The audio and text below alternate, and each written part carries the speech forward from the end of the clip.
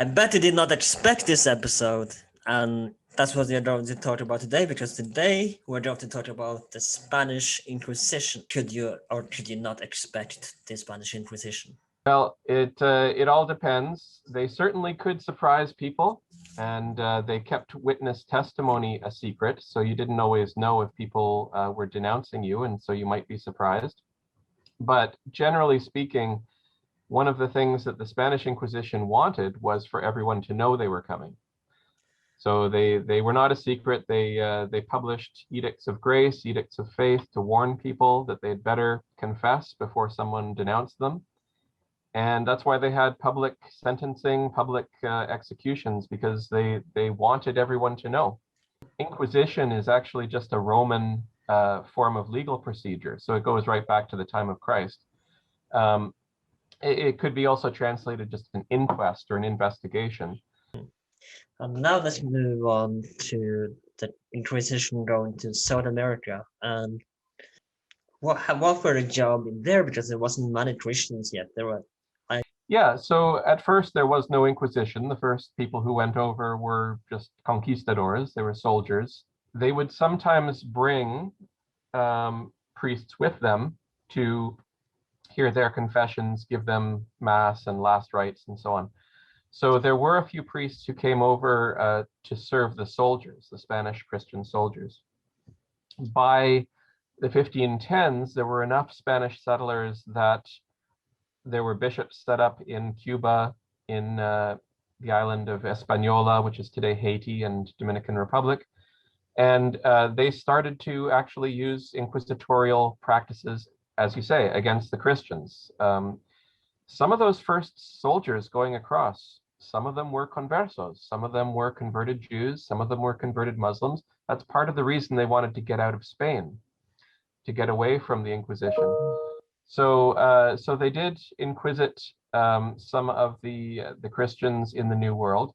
You know, again, just as they had done in Spain, at first there was not a lot of interest in converting the Indians because they wanted to be able to force them to work and pay taxes at a higher rate than Christians. But by the 1530s, a more permanent, after the conquest of Mexico, a more permanent Spanish settlement started, and the first bishop, Juan de Zumárraga, actually did start using inquisitorial procedures even against newly converted Indians. So the same logic as we saw in Spain, an Indian is not subject to the Inquisition, but once he's baptized, he is. The Inquisition, I mean, partly again because they wanted to make money, they still mostly arrested wealthy merchants, wealthy Christians. And in fact, by 1570, the Spanish crown developed a new policy, and they said basically the Indians are not subject to the Inquisition even after they convert. Yeah, I mean, it still doesn't mean that the Indians were treated nicely. They were still, they could still be punished and prosecuted by the local bishops, but they were not, it wasn't the Inquisition. Spanish come here, they'll bring the Spanish Inquisition, and you and your children will be tortured and burned. So I think that, you know, there is a legitimate reason to complain about the Spanish Inquisition. They did terrible things. This wasn't just a Catholic thing. So some of the worst witch hunts in Germany and also in Scandinavia were conducted by Protestants. And many women were burned at the stake and tortured. Also in America, the famous Salem witch trials, these were done by Protestants. Power makes people do bad things sometimes. Yeah, but do you think the Roman Inquisition today should be abolished and just basically do nothing, as like you said?